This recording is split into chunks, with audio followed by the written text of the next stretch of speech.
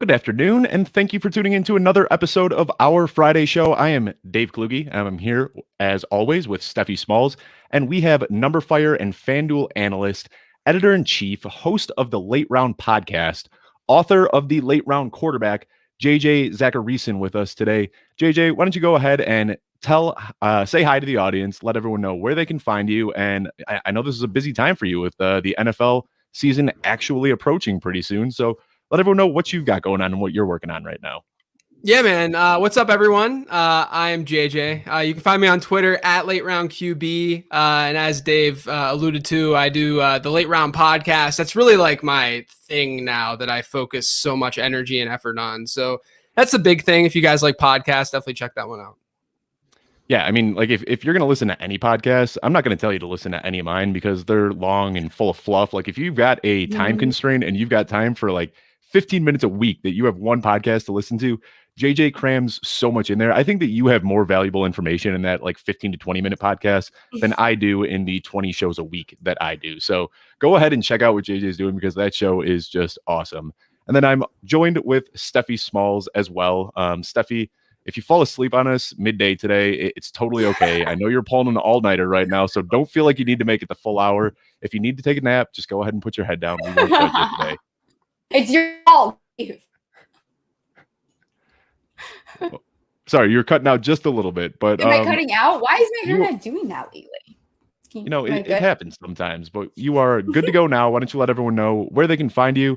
You've got a new show coming out right now that I don't know if I spilled the beans on that. You've announced that by now, right? Yeah, I have. I can't keep it a secret, but you guys can find me at Stephie Smalls, 3 L's, already on your timeline. But if you want to follow me directly, all my stuff is obviously there with FTN. And Off Topic, my new podcast is coming out. If you're a fan of Katie Nolan, kind of a similar concept to her first pod that she had. I'm very excited. It'll be a good time. Yeah, you've got a great list of guests lined up, so definitely be tuning into that. But anyway, anybody that's seen this show before kind of knows how it goes. We're going to get to know JJ just a little bit. And then what I want to do today, JJ, is talk about some rookies. I think that your process for evaluating rookies is just one of the best that there is. So I want to talk about some of these guys, some of the polarizing rookies, and how you kind of change some of your rankings a little bit pre-draft and post-draft. So let's go ahead and dive right in. First of all, last time you were on the show, it was a few months ago, and it was kind of hectic. You were running around. You had just closed on a new house. I didn't even realize that you would move because you still got the same setup behind you. But how are you liking the new digs? It's good, man. It's good. I was telling you guys before the show, we got renovations going on, and they're still going on. Almost done, almost complete with the house. And once that's done, then I'll feel a little bit more settled. But like every move, we're going from a house to another house, so we got a lot of stuff that we shifted over. Fortunately, we weren't going from like one city to a city in a different state. It was just like a 15-minute drive. So we were able to do, a slow move and get like carfuls and bring them from one house to the other. But yeah, things are good, man. I appreciate it. I'm not going to try to impersonate the great George Carlin, but have you ever seen his skit where he talks about stuff and as you get older, you just acquire more and more stuff and then you move into bigger houses so you can bring more of your stuff with you. And it's a good one. But yes. I wanted to talk to you a little bit about how you made this transition into fantasy sports, because you've been doing this for a while now. I think it's been 8 full years now that you've been in the industry. I'm old now. It's freaking weird, man. I'm the old guy now, it feels like. Yeah, man, it changes quick. How old are you, if you don't mind me asking? I'm younger than me. I'm 48. No, I'm not. I'm 30. I am 33 years old. All right, yeah, so we're right around the same age. I wish I had that foresight when I was in my early 20s to get into this. I tried starting at 30. Well, I guess I was in my late 20s at the time, but I see some of these young people in there right now. I don't know if you've seen. I'm gonna shout out Hutchison Brown. This kid just turned 15. He's 15 years old. He's got his own podcast. He's writing, and it's just like this kid's in high school. I didn't have any sort of long-term career goals on my mind at 15 years old, and this kid is putting together like a polished, clean podcast. It's so cool to see like young people come in and do stuff like this. But I want to ask you kind of how you got into fantasy sports, not as a content creator, but when did you start playing fantasy sports? Yeah, I want to say it was I know that my home league started when I was a freshman in high school. So it's been a pretty long time. And I started whenever I saw this question was going to be asked, I started to go back and think, and I'm like, my God, I was a freshman in high school, a very, very long time ago, 20 years ago. And I'm like, it is frightening to think about that. So yeah, I mean, I've been playing fantasy football a pretty long time. And I was always the one that took it not too seriously, but I just enjoyed it a lot more than some of my friends did. And that's still the case, obviously, but I just kind of got into it that way, just by playing it and just being obsessed with it and just having sort of the interest that I have, whether it's with data and then with the game of football itself, just kind of bringing that all together and wanting to do something with it. Yeah, I think that's a pretty similar story, is that we all started as fantasy players that just took it a little bit too seriously. And that's kind of what this whole industry is. It's like the really hardcore guys from their leagues. Now they're all together in this industry. Because I know that was me. You know, everybody is just kind of checking their lineups here and there. And I was the guy that was setting my timer or setting my alarm for 3 a.m. so I could wake up and check waivers on ESPN. So I can totally relate to that story. But I know that previously, before you were in fantasy sports, you were in marketing. And I'm wondering if any of your clients were in the sports industry. So if you had any sort of, kind of leg up when you started your career, or was it brand new getting into sports when you made that transition? Yeah, it was brand new. I didn't have any sports clients. So I worked for two ad agencies for 3 to 4 years out of college. And I love the people that I worked with. I just hated the work itself. I have like a graphic and web design background that I don't really ever talk about, like on Twitter and stuff like that. But I used to get really into that. That was like what I did like in the summers in high school and stuff. And I was self-taught, just kind of love design and love building websites for people and stuff. And so I sort of combined that with my marketing degree, and I got into the ad agency world, and I was a project manager, but it was just like, I just didn't feel fulfilled whatsoever. So no sports clients though. It was really, I was living in Cincinnati at the time. And Cincinnati is where Procter & Gamble's at. And Procter & Gamble is obviously massive. And a lot of the agencies serve P&G. And so I was working on brands like Swiffer and Mr. Clean and whatnot, and like working on their websites and stuff and managing them. And it was just not the most entertaining thing in the world. So I just sort of, wanted to do something and put something in my own hands. And I started to do the fantasy stuff. Yeah, I'm doing the advertising right now with Football Guys, and it's I can absolutely understand that. It is tough trying to make sure that you're getting, the copies right and everything is hitting on time. It's certainly a lot of work. When you first started, one of the first things that you did was write your book, Late Round Quarterback, and you kind of branded yourself as that. Even now it's still your Twitter handle, Late Round QB. Now I want to ask a little bit, because the game has really changed, especially with these rushing quarterbacks, and it seems like there's a pretty big tier break now after the first couple guys. So I'm wondering, are there any quarterbacks that you're willing to reach for a little bit? Have you kind of changed your technique and methods a bit over the last 8 years? Yeah, I mean, I'd say I changed them last year a lot. Going into last season, one of the things that I wrote about was that it was the first time since I'd been studying fantasy football that the quarterback market, and by that I mean, average draft position, really seemed efficient. Historically, it seemed pretty easy to pinpoint which late round quarterbacks might hit, or at the same time, there weren't as many of these like rushing unicorns that you could be getting in the middle and late, or more so in the late rounds that were discounted by ADP. And as a result of that, you had these massive fluctuations year over year in terms of average draft position and postseason result. I wrote an article on Number Fire yesterday about whether or not the late round quarterback strategy is dead. And really what one of the key insights there is that what we saw from like 2014 to 2019 is almost zero correlation every single year between average draft position of top 24 quarterbacks and where they finished. There was one year where there was literally the R-squared value was 0, meaning you could literally have thrown a dart at any of these quarterbacks, and he had just as good of a chance to finish higher than the QB1 in terms of ADP that year, right? But what we saw last season was that correlation increased pretty dramatically. It was about 24-25% or so. And it's not a super strong correlation, but it is in fantasy football terms. And the reason for that, I think, and this is why I was more into middle round quarterbacks going into last year, is because of the rushing component. And finally, people were looking at these quarterbacks from an ADP standpoint and how they were drafting them. They were looking at them and elevating them and drafting them earlier, right? And if you look at what's sticky year over year, it is, if you look at in the article, I looked at rushing yards per game and I looked at passing touchdown rate. So touchdown rate being passing touchdowns divided by attempts, and then rushing yards per game, obviously being the number of rushing yards a quarterback gets per game.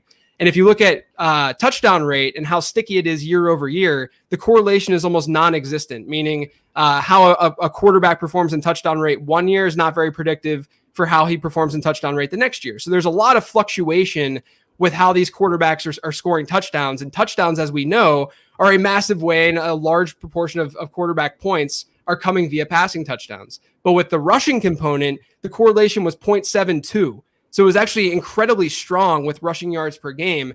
So essentially what that is telling us is that we know which quarterbacks going into a certain season now are going to be running the ball and running the ball effectively, whereas we don't know that from a passing standpoint. So back in 2015, let's say, when there weren't as many rushing quarterbacks, there's a lot more variance with the quarterbacks that we were drafting because there's variance in passing numbers. But now there's this backbone with rushing numbers. And as a result of that, the quarterback position is more predictive. And as a result of that, it's a lot easier to get one of those middle round quarterbacks.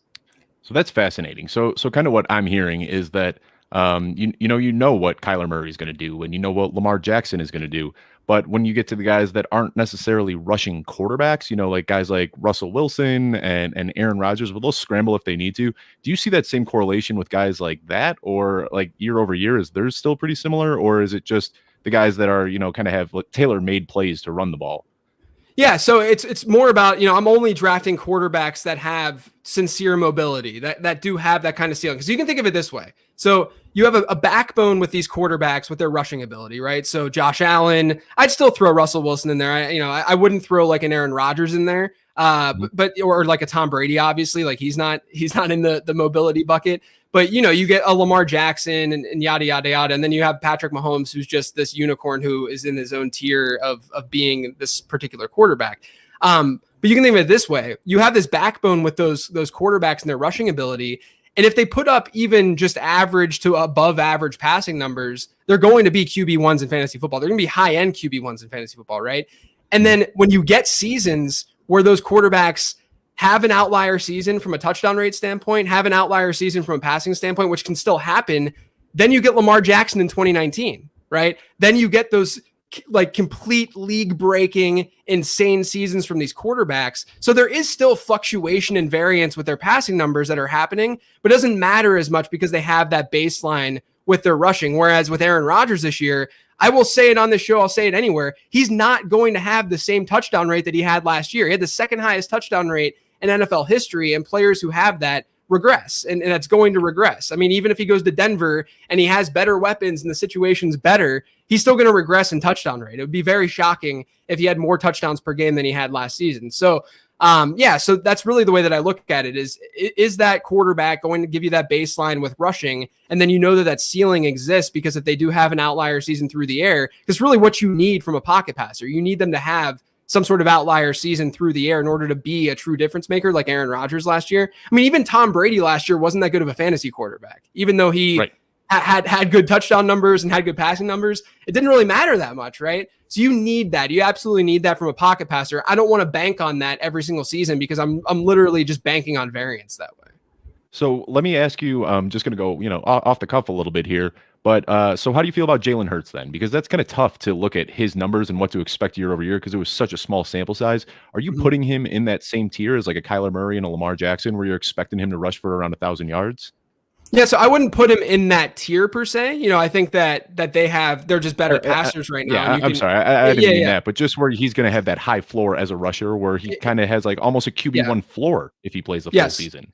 Exactly. And the thing that you have to buy into is the fact that when you're drafting quarterbacks, you should be chasing ceiling, period. Because that number one, in most leagues, 99% of leagues, they're going to be replaceable. There's going to be quarterbacks in your waiver wire that you could hypothetically stream.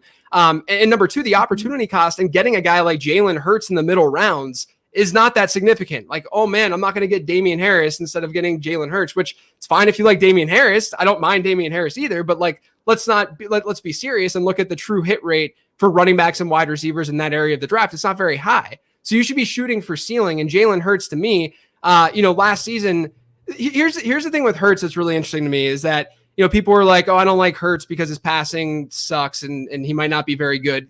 Yeah, that might be true. But guess what? Last season, he was the worst pocket passer in the entire NFL, and he was still giving you QB1 numbers week over week, right? Like, what does that tell you? It tells you that the rushing component breaks fantasy football. And so because of that, I'm going to just chase that. And if all of a sudden Jalen Hurts improves with the new weapons, better offensive line, et cetera, then he's going to have a higher ceiling than what's perceived. So go ahead. I have to ask about Daniel Jones. And I think after doing some creeping, you did take him in the Scott Fish Bowl. Am I incorrect? You are correct. I did. How do we feel about Daniel Jones this year? Tell me something good, JJ. I don't think I've like made this statement or had this take on a show yet, like all offseason. I think he's undervalued overall. I think he's undervalued because anytime I can get a quarterback who, I mean, number one, he, the way that people view him is literally bottom of the barrel, can't be any worse, right? The way that people just generally view Daniel Jones. And I mean, that might happen. I mean, he could have a fairly bad season, but I try to play a little game theory when it comes to this stuff where, and I'll get to this too when we talk about some other running backs and stuff and the way that I view offensive line play.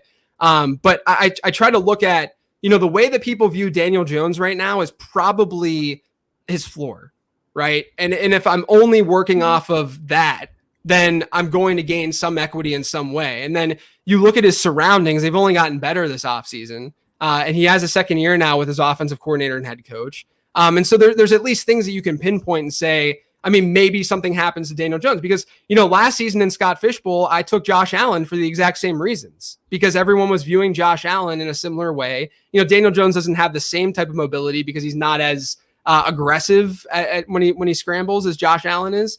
And I'm not saying that he's going to make the biggest jump in NFL history in terms of accuracy, like we saw with Josh Allen last season. But I'm just saying that that's sort of the way that I view different players in those middle and late rounds in fantasy drafts is that I look at perception. And if people are actually drafting these guys at their floor and there's some equity to be gained there, then I'm going to go after them. So that's the main reason I got Daniel Jones. That and because my league was insanely quarterback heavy and I just needed a guy who I knew was going to start 16 games as long as he was healthy. Yeah, well, be ready for your mentions to be blown up over the next few weeks. Yeah, because I'm that's sure. going to be telling everyone, yeah, JJ told me that Daniel Jones is making a Josh Allen I leap won't this year. do that. Don't worry. Well, I feel bad now because people keep tagging me in screenshots. They're like, "Oh, Stephie Smalls, look what I did. I took Daniel." I'm like, dude, you guys are all maybe gonna hate me in a couple months. Like, I appreciate you listening to me and enjoying my takes, but like, now you're making me nervous. Yeah. Well, like you said too, when you're drafting a quarterback, you're chasing the ceiling, and he's somebody that you don't have to invest that premium draft capital in. And what did he rush for last year? It was like 425 yards. That's a lot, and like that translates to. I mean that sets up that floor that we're talking about there. So if he can figure it out as a passer, and if he can improve with Kyle Rudolph and Kenny Golladay and Kadarius Toney and all these other guys, it can really elevate. And I mean, we could see a big jump here. So kind of blending your late round quarterback and then what you're saying with the backbone of these rushing quarterbacks, who are the guys that you're kind of targeting this year? Like for me, what I'd imagine is like Ryan Tannehill and Jalen Hurts. Are those the guys that you're hoping to get in a lot of your drafts this year? Yeah, I always look at the end of a tier of guys who I think legitimately have overall QB1 upside. So I think that if you look at from a tiering perspective, the last like truly elite quarterback that at least has shown that ceiling, and we know he's a great passer, that's being drafted at the bottom of his tier is Russell Wilson. I think Russell Wilson's a pretty good value this season just because he's the last guy usually among that group being drafted, new offensive coordinator, maybe they're more again, that's another assumption that I try to take advantage of is that people just assume they're going to be run heavy. Well, what if they're not as run heavy as you think? So Russell Wilson's a guy that I like. Jalen Hurts is another guy who you can get a little bit later. And then Tannehill, yes, I love Ryan Tannehill this season because he also has that mobility. And that's another team that I think is going to be more pass heavy than they've been over the last couple of seasons. So that should benefit from a passing touchdown standpoint for Ryan Tannehill. And then if you're looking really late, I'm just, again, shooting for upside. And I did this in the Scott Fish Bowl as well. And I'm going after Justin Fields and Trey Lance, two guys that, people can say all day that rookie quarterbacks haven't performed in fantasy football, but I would come back and say we don't get many Trey Lance mobility quarterbacks, or we haven't seen that in recent history. Really what we saw was Lamar Jackson, and he did pretty damn well, his rookie season when he got in there, even though his passing numbers really weren't there. Again, it's just because of his rushing numbers. And then Justin Fields, again, he runs a 4.44 40 at his pro day. We know he's mobile as well. I love the surroundings for Trey Lance. I think Justin Fields has a decent enough group there too. So I'm just going to shoot for ceiling there. I don't see the reason to need to go after Ben Roethlisberger or even like Ryan. I mean, Ryan Fitzpatrick, I think you can make the argument for because he does run and scramble. But, getting a guy like Ben Roethlisberger over a Trey Lance or Justin Fields, it just doesn't make any sense for me. To me, it's just not something that you need to be doing. And I got Justin Fields as well in my draft, and he dropped all the way to the 6th round, which is crazy to me because, I think that he's going to end up taking the field sometime like week 3, week 4, week 5. I don't think it's going to be that late in the season. And if you know that he's guaranteed, a full 17-game season, he's probably getting drafted in the high 2nd round. But just that little bit of uncertainty is just causing him to plummet in drafts right now. So I'm with you. He's a guy that I really like. But I do have a little bit of a bone to pick with you when it comes to Justin Fields because pre-draft, you had Justin Fields as your QB2. And then after the draft, how much do you hate that landing spot in Chicago because you moved Trey Lance above him? So I just want to hear what the reasoning is for this. Yeah, I think I'm pretty open to just being wrong / just when I'm writing an article or when I'm doing analysis, like I don't think of everything all the time when I'm doing that. And when I did my pre-draft rankings, I think there was way too big of a gap in hindsight between Justin Fields and Trey Lance. I still would have had Justin Fields as my QB too, don't get me wrong, but I had like a big gap for some reason. And looking back, I was like, why did I do that? But then after the draft was over, it's just one of those situations where with quarterbacks in particular, I don't evaluate them the same way I do running backs and wide receivers. I don't have a quarterback model that I can rely on and feel good about because it's a really freaking tough position to prospect. And I think that I approach it from the standpoint of just embracing variance and embracing the fact that I don't have the answers at the quarterback position whatsoever. I can look at different data points and say this seems to be more important than this data point. But at the end of the day, landing spot does seem to matter for quarterbacks in terms of the coaching staff that they get, the surroundings they have, all of that. And so with Trey Lance not only having better draft capital, but also going to a team with led by Kyle Shanahan with objectively better weapons than what and just general surroundings than what Justin Fields has in Chicago. No offense, Dave. That's the main reason why I had to make that jump. And not only that, I do think what we're going to see is I don't necessarily think that Trey Lance has better rushing capabilities than Justin Fields does. I think that what we're going to see is him take off more than Justin Fields will. And so because of that, I do think that there's a little bit more juice there from a fantasy standpoint.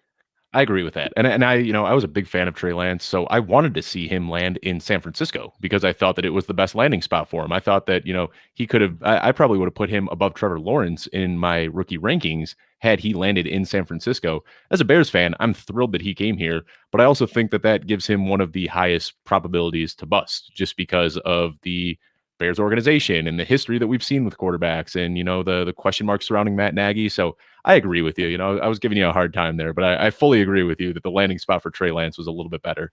So we talked about your Scott Fishbowl a little bit, or your Scott Fishbowl team a little bit with Daniel Jones and Trey Lance on there. But Daniel Jones and Justin Fields. But another guy that you drafted is Joe Mixon. And Joe Mixon is a guy that I have been, just 100% on board with this year. And I see that you got him in the 3rd round. So I'm wondering, is this a guy that you're pretty bullish on this year, or was it just one of those situations of the value being too good to pass up? Yeah, man. I mean, I tweeted about it today, and the anti-Joe Mixon crowd came at me with their pitchforks. But it's really an interesting phenomenon that we see with people and how they view Joe Mixon, just in general. If you look at if you plot average draft position versus fantasy points scored over or through the years, and you get a trend line that basically shows expectations. So it'll tell you how many points you should expect a player to score based on his ADP, right?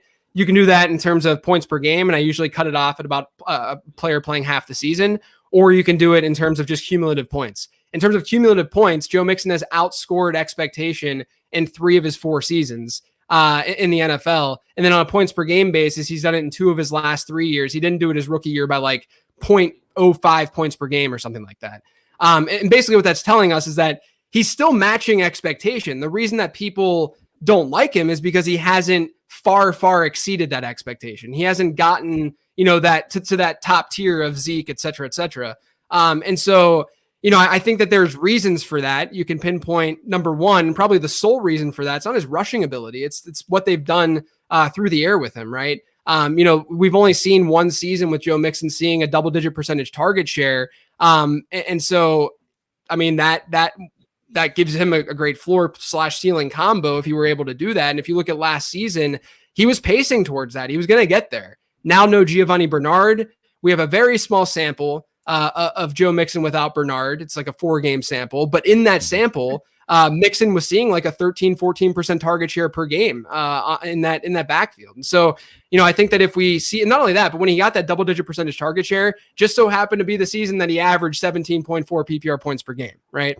And so, I know this is where I go back also to the notion of sort of going against the grain with these generally accepted beliefs that don't have strong baselines and backbones. And I think a lot of people are just making the assumption that the Cincinnati offensive line is going to be terrible.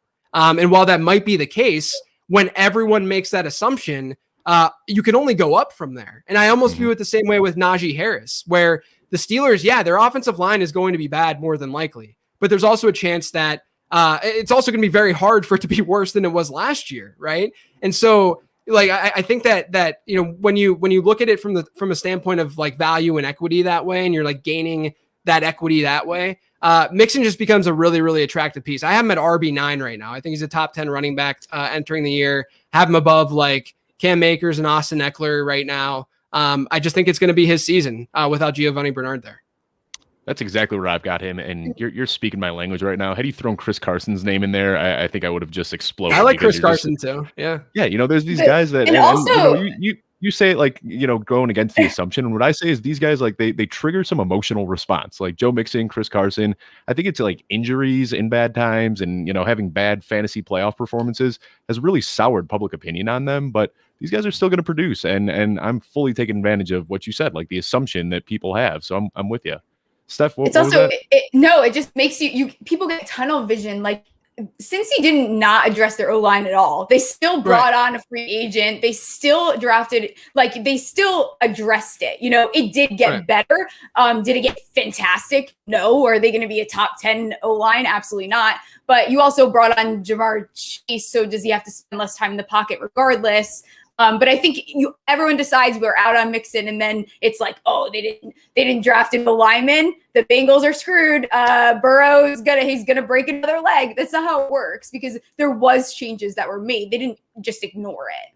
Right. And my general philosophy really is to focus on the things that we know we can predict well. And then the things that we know that will generally just regress, don't overestimate and overinflate your projections within those statistics. So, or groupings. I mean, like offensive line rankings year over year, people suck at them from the preseason to postseason result. We're not good. We're not good at projecting offensive line play. So if we're bad at projecting offensive line play, why are we making that one of the focal points when we're evaluating someone like Joe Mixon or Najee Harris? We shouldn't. We should look at how they're going to be used and what that usage is going to look like. And someone like Mixon, if that receiving is there, which I think it will be with no Giovanni Bernard, the ceiling is very, very high.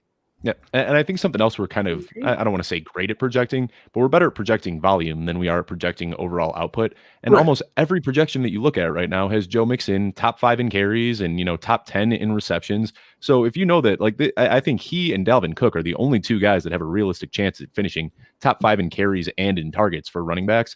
And he's still falling into the mid-second round. So, hey, I'm with you. Everything that you're saying on Joe Mixon, I just absolutely love it this year. Let's talk about some rookies, though. Like I said, I wanted to pivot to this a little bit. And I think that right now, one of the hottest rookies out there when it comes to talking about range of outcomes and all this is obviously Kyle Pitts. And you comped him to Darren Waller, and you said that he is tight end 1 upside. I don't disagree with either of those things. I think that they're very true. But given his ADP, is he somebody that you're going to be targeting in redraft leagues in 2021? Yeah, I mean, I don't know if targeting him is the right phrase I would use, but I'm not fading him either. He's just kind of a guy who, if he's there, I'll take him. If he's not, then if he's being drafted, if his ADP increases more and more, then I'd probably be out. But the Falcons, if you look at it from a team level, they're likely to be pretty pass heavy, even with Arthur Smith there. Likely to be pretty pass heavy because that defense isn't going to be very strong. And not only that, I don't want to just go by the assumption that, the defense is going to be bad, therefore they're going to be pass heavy. Look at the personnel on the Falcons team. I mean, they're not going to be this like ground and pound team. There's no reason for them to do that. And so we can at least have some sort of confidence that there's going to be some volume there. And I think naturally, we're going to see Kyle Pitts be the de facto number 2 option in that offense. So, I really do think, from a projection standpoint and what Kyle Pitts is as a prospect, we're going to see the best rookie tight end performance in the modern era. I don't think that's like a hot take either. I think that that's the expectation. It's just a matter of, how far do you think that'll go? And whether or not, you can really, if you can really back that and stomach that in the 4th round, right? Whereas I think that sometimes you can, depends on your league structure, depends on the flow of your draft, but he's not someone from a redraft standpoint that I'm just like heavily targeting because you absolutely need to get Pitts. All right. And that's what I was wondering. I feel like if he were to drop to a certain point, but like right now for him to, pay off his current ADP, it's almost like he needs to have historically like the best rookie tight end season ever. And that's kind of what you're betting on when you're drafting him in the 4th round. You need him to get almost 800 yards and 6 or 7 touchdowns just to live up to that. So I was interested to get your take because I know you've been a fan of him, but I do like the Darren Waller comp. And I heard you say that on a show a while back. And that's like all I could think in my head now is he's got the size, he's got the speed, he's got the yard after the catch ability. He can do pretty much everything Darren Waller can. I think the biggest difference is that, they have Calvin Ridley in Atlanta and the Raiders have nobody. So he'll be fighting for targets a little bit, but I definitely like your breakdown on that. Another guy that you were really high on is Terrence Marshall, and he's another guy that's just kind of this athletic freak. And I know you're a big fan of what he brings to the table, but are you worried a little bit with him trying to carve out a role as a rookie behind DJ Moore and Robbie Anderson? Yeah, I mean, I think from a rookie year projection standpoint, I actually think that he's not a bad late round dart throw, only because I do expect him to play the slot right away. So if you look at his journey, the reason I like Terrace Marshall so much, let's dig in a little bit on some Terrace Marshall. Let's do it. The reason I like Terrace Marshall so much is because the athleticism stuff doesn't really matter that much to me. It's not something that really correlates from college to pros at wide receiver, despite what some people on Twitter might say.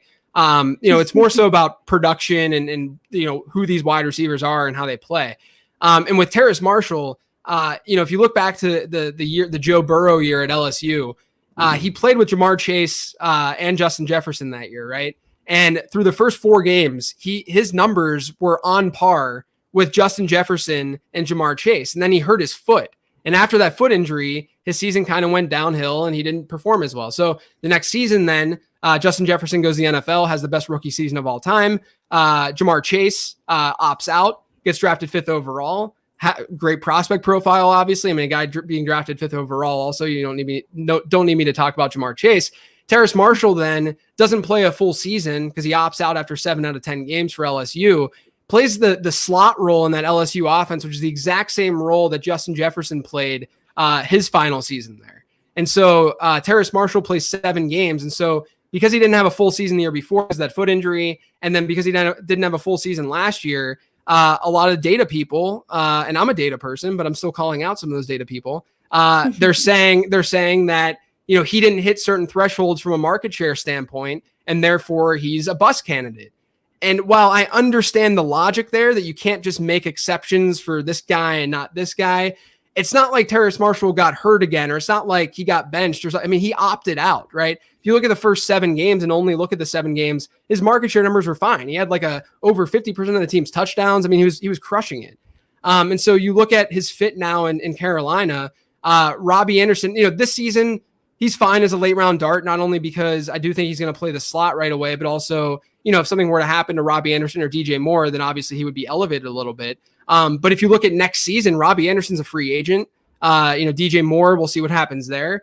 And so all of a sudden you're going to have an opportunity for Terrace Marshall if he ends up hitting and is good. And not only that, but Joe Brady was his coach at LSU and he liked him so much that he went out and drafted him. I think there's something to be said about that too. So I just think things really came together for Marshall. And again, I think the key here is that I do expect him to play a lot in the slot, and there's a lot of 3 wide receiver sets in that Carolina offense, not a lot of tight end looks.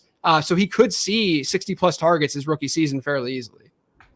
Yeah. Nice. And he has great value. I'm like snagging him all over the place, like very late. For some reason, he had all this hype, and then all of a sudden rookie draft started and we all kind of just decided we were not in on that. What are other, late round rookie wide receivers that you're going after or you've gone after this offseason? Yeah, I mean, from a redraft standpoint, I'm buying into Elijah Moore a lot. I don't think that this hype is just hype. Before the draft, I tweeted out, and he was another guy where after I wrote my initial pre-draft rankings article, I was like, why did I put Elijah Moore where I had him? He should have been elevated at least a tier up versus where I had him. The downside with a guy like Moore is that we don't have a big sample of him playing on the outside and playing against press. Now we do have a massive sample of him dominating the slot and being a good yak type player. But when you don't have that sample, then it's just a projection, right? You're just trying to hope and see that he can play more on the outside. And that's apparently, where the Jets want to play him. But I look at my prospect model and he's got like a 97th percentile rating or 96th percentile rating in my prospect model. The Jets offense is not one that has a true alpha right now or someone that you should be really concerned about. It's an ambiguous wide receiver situation, which is a situation I always like to target. I just think he's a really good player, and his production backs that up from his college years. So he's one that I have definitely had my eyes on throughout the offseason. And I still think, even though his ADP's risen a ton because of the offseason reports and stuff, I don't think that's for nothing. I mean, I think that there's a reason that that's all happening. It's not just because of what these beat writers are saying. And I don't just buy into what beat writers are saying like that. It's really because there is something there. And I think that Elijah Moore is a beast of a player. I like that. Now, I'm going to, again, sorry, I'm kind of jumping all over the place here, but you talk about these ambiguous wide receiver cores. And one that I have, seen a lot this year that I keep buying into are the Indianapolis Colts. They got Paris Campbell coming back from injury. Michael Pittman had kind of a disappointing rookie year, but he was injured as well. And now you've got T.Y. Hilton heading into his age 32. Out of those three guys, is there one of them that you're targeting specifically that you think could kind of step up as the team's wide receiver one this year? Yeah, I mean, I think that right now they're all going like 13th round and below, which is crazy to me. Yeah, I mean, I don't think it's, if you're building a portfolio, this is one of those situations where, like, if you're building a portfolio of teams, then it's not a bad idea to just throw darts at these guys and, every once in a while. If I had one or two singular teams, I probably wouldn't draft them. And the main reason is because I don't know if that offense is really going to be able to sustain one of those players being a true, top 20, top 15 type wideout. If I were to pick one, though, I'd probably go for Pittman because I think he's just the de facto alpha in that offense. All three of those guys kind of do their particular job within that offense. But if there's one guy that would gobble up the most targets and be that go-to guy, I think Pittman would be the guy. But yeah, I mean, they don't necessarily get me super excited. It's kind of tough for that to happen in that offense. And I think that the offense is going to be fairly run heavy. I mean, there's a lot of compounding reasons as to why, a wide receiver in that offense might not thrive. But I think if there is one, I'm probably going to pinpoint Pittman. Yeah, and it is certainly possible that all three of these guys kind of hit their ADP, and we just have three low-end wide receiver threes on a run-heavy team. So that's certainly a possibility as well.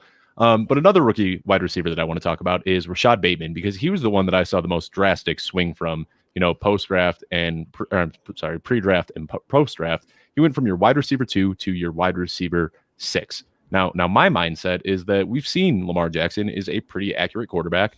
And he's had some pretty poor wide receiver play, but I think Rashad Bateman is in a situation where he can just instantly become the wide receiver one on that team, lead the team in targets. We know they're going to be run heavy, but I'm wondering why you docked him so much for that landing spot in Baltimore.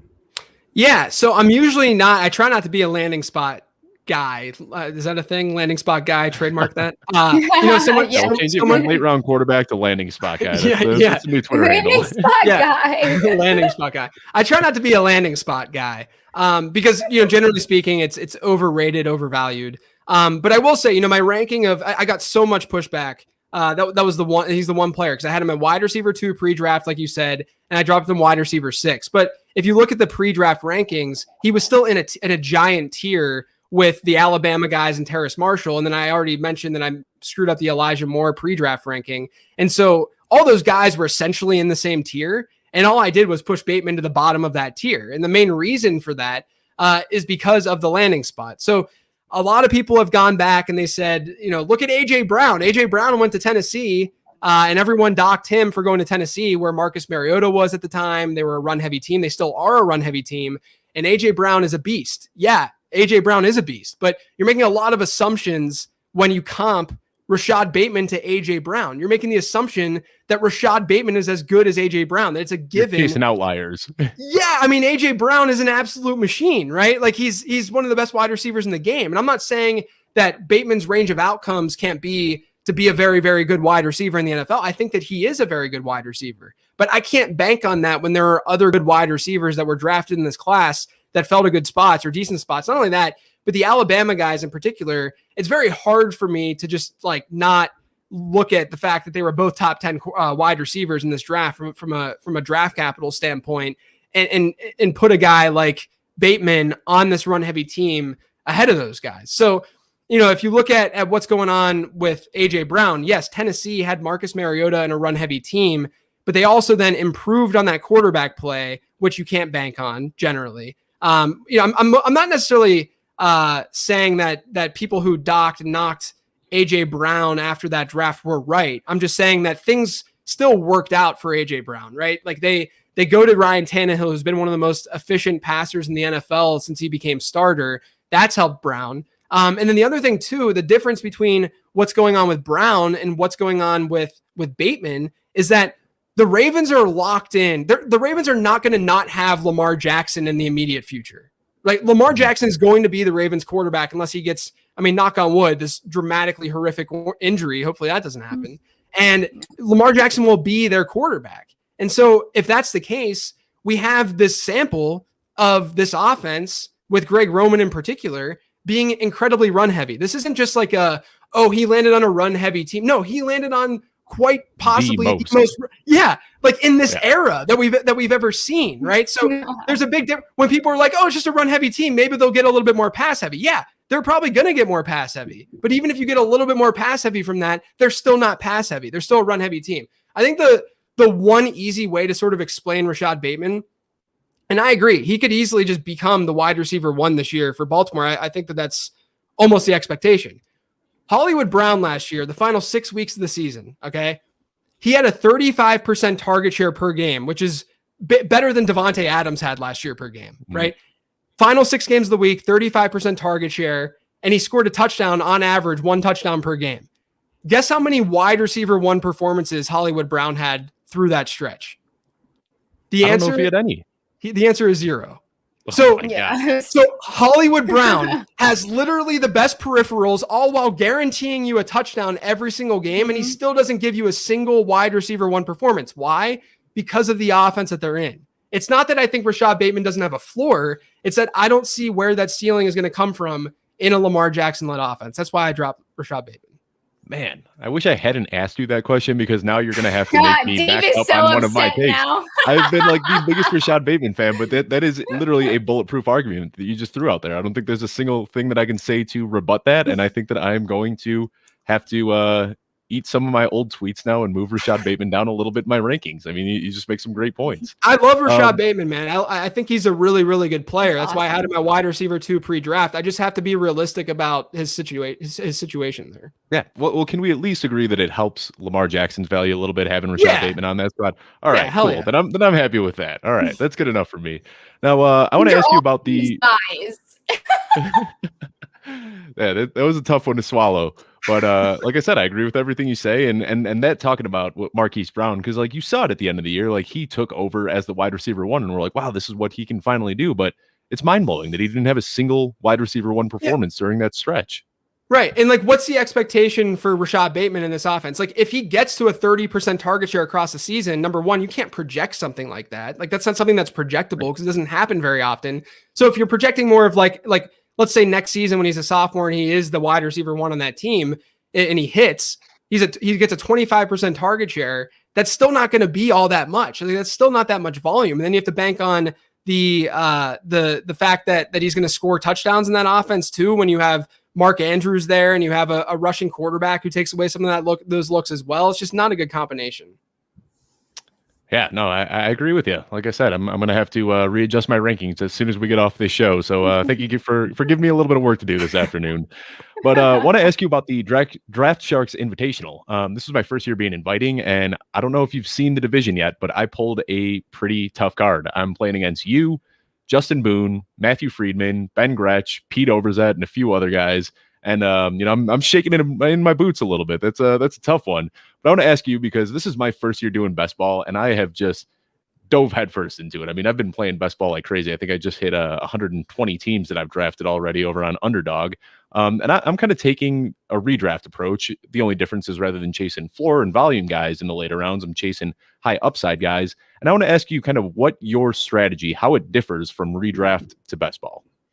Yeah, I think the main thing to remember is that roster construction is everything, and the individual players aren't necessarily everything that you're drafting, especially if you're doing volume, doing a lot of different drafts. The individual players that you're drafting aren't everything. Like, yes, you need to get league winners and all of that, but how you're constructing your lineups is really important because you have a confined number of players on your team, right? So if you're drafting 20 guys in a 20-round league, or the Draft Sharks Invitational, I think, is like 30 rounds or something. At least it was something like that. 28 rounds last year or something like that. And so if you know that going in, you're confined, right? So you're working under these parameters of, I have a certain number of players on my team no matter what, and I can't change that, right? Whereas in a regular redraft league, you can change it. You can use the waiver wire, you can drop guys, you can add guys, all of that. And so it does shift your mentality a little bit. This is why we see specifically in best ball, and you still see it to a degree at times in redraft, but more so in best ball. This is why we see elite tight ends have the win rates that they do usually. And it's because you're more confined and you don't have the ability to shift your tight end position. And if you're drafting early, especially if you're drafting early, we don't have as much information on which tight ends are going to be good. Right. And so that's a big reason why some of the elite guys end up panning out.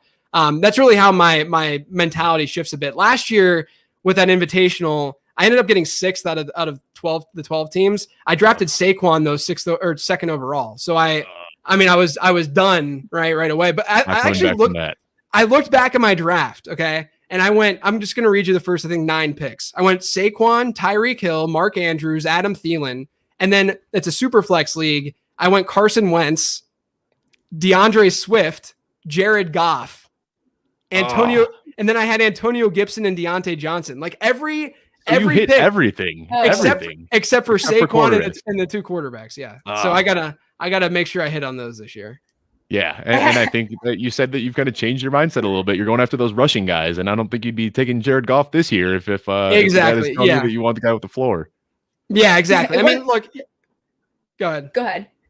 I was just going to say, sometimes in best ball leagues too, like I will say in like a super flex format, and I don't want to show my cards too much here, but a super flex format, a lot of people will get very anxious about the quarterback position. But you have to remember that it is best ball and it's a super flex spot. So realistically, wide receivers or running backs can outscore that quarterback in a given week. So it's not as necessary to just go like all in at quarterback. I did get caught with my pants down a little bit in that draft though, with having to go and force myself to get Carson Wentz and Jared Goff.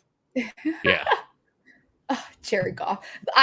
So it wasn't best ball, but last year, one of my redraft leagues, I had Dak, Kittle, Saquon, Julio, Mixon. I got so just absolutely oh my destroyed. Gosh. There was just owned. I think I had Ingram too. Like it was a nightmare. There was no recovery. Gosh. I was just absolutely screwed. But we'll move away from that. What advice, Dave got verified today. So, we're seeing also new face it. Dave, I've been up all night rooting for you. So at least let me talk about it. Okay. But we're seeing a lot of new faces come up. What is, a piece of advice that you would give to people that are trying to make a name for themselves in this industry? Yeah, I mean, I think there's a few things. I mean, one thing is definitely not to be an a-hole. Can I swear on this thing? Yeah. Oh man, we've had some shows go off the rails. You can talk about whatever you want. Check out the show with Adam Rank from last week. Yeah. Okay. Don't be a fucking asshole is one of the first things to remember. Just don't. There's a lot of competition in the fantasy space from a writing standpoint, a content standpoint. Mm-hmm. But if you write good stuff, if you produce good stuff, it's going to be noticed and you're going to win out. So there's no need to bring someone else down while you're doing that. I will say though too, one of the things that because. I've probably read through 3,000 or 4,000 different samples through the years of writers trying to write for Number Fire and to do stuff with us. And fortunately, I don't have to do that as much anymore. And I only say that because it's just a lot to do. But one of the things that I think is really, really important is to really find what makes you and your content unique. I think far too often in the space, we're seeing people. I actually talked about this on my podcast today, but we see people write an article on CD Lamb and they're saying, oh, CD Lamb is the big thing this year. You got to get CD Lamb. And the analysis might be amazing. And everything in that article, it might be really well written and it might be great. But the problem is thousands of people are also writing the exact same thing. So you have to find something. And if you look across the landscape, the people who really have like hit are usually ones who were able to take a step back and look at that macro level a little bit more. My go-to example is always Matt Harmon with reception perception. You have a unique and different way and spin at looking at the game and looking at these players and analyzing these players. And it could be a point of differentiation of how you analyze stuff. It could be a point of differentiation of how you present stuff, right? Like one of the main reasons why I approached the Late Round podcast the way that I did is because there wasn't any quick hitting 20-minute shows out there, right? And so there's just different ways that you can differentiate to stand out. And I think that's the biggest key to really, it's trying to make a name for yourself in the space. And I think everybody that has kind of, made it has that. Like you talk about Matt Harmon with reception perception, but then you've also got Evan Silva, who does the wide receiver and the cornerback matchups every single week. And he was one of the first people to do that in a nice, easy to digest format. And I think that's it. Everybody is kind of making the same content at its core, but you just have to find a way to present that in a way that people want to ingest it. So that's great advice there. Also, while we're on the show right now, I don't know if you saw, but everyone's problem. They're not having fun with what they do. You should if you're not having fun, you're doing this wrong, right? Like even when I went to FTN, I was like, I'm done with articles. I don't enjoy writing them.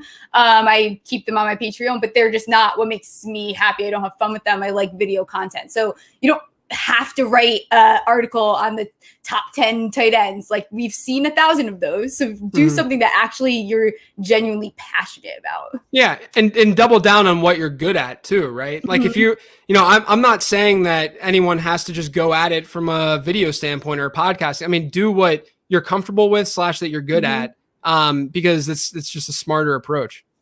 For sure. Well, I'm sure you're going to have quite a few mentions to get through once we get off the show. Matthew Berry just responded to your Joe Mixon tweet talking about how he's worried about his health. So you'll have some fun mentions to go through there. But JJ, I want to thank you so much for coming on. It's been a pleasure getting to know you over the last few months here. Thank you so much for coming on again. Before we get off, Steph, why don't you let everyone know where they can find you on Twitter? And once again, plug your new show. This is your time to do that. Yeah, so you can find me on Twitter at Stephie Smalls with 3 L's. JJ, thank you so much for coming on. Your podcast is what most people that are very busy, it's everything you need, but not an hour long. So it gets right to the goods. It's exactly what you need. Definitely check out JJ's podcast if you do not already listen to it. I will have my own podcast. It might be a little bit louder, not as educational as JJ's is, but it is going to be coming out soon. And then Small Talk as always. And then everything else I do is on FTN. I'm figuring out how to use Excel. So my rankings will be up by the end of the weekend. Looking forward to Finally. It. Actually, JJ, I got a funny story to tell you real quickly. I've had this home league, the same thing like you were saying, like it started when you were a freshman in high school. My buddies and I, we have been in this same league forever. And my buddy Ben, 6 of the last 7 years, it has been either Ben or me winning this league. It's just the two of us. Like we are just the juggernauts every single year. It's a redraft league. And when I told him that you were coming on this show, he goes, JJ's been my ace in the hole for the last few years, right? He goes, I just listen to his he's like, I listen to his podcast. I read all of his articles. He's like, and that's it. He's like, that's the only fantasy content I've been consuming. And he is up there every single year, me and him going punch for punch in the championship. So, just know that the stuff that you are creating is not only digestible, but it's also something that works well. And awesome. I've been trying to figure out, because my buddy wasn't even a football fan 6 years ago. He came into this not even watching football, and then by year 2, he's just competing with me every single year. And I just found out yesterday morning that you're to blame. So that's awesome. Leave some for the rest of us. Yeah. Sign off on Twitter and anything that you're working on as well. Yeah, I'm on Twitter at Late Round QB. And then again, you can search for the Late Round Podcast wherever podcasts can be found. Awesome. Well, thank you so much for coming on. Steph and I will be back next week with Ryan McDowell as we talk a little bit about Scott Fishbowl and a lot about Dynasty. So that'll be a fun show. Be sure to tune in every Friday at 4 p.m. Eastern. I'm Dave Kluge. And I'm Stephie Smalls. And thank you for tuning into our Friday show.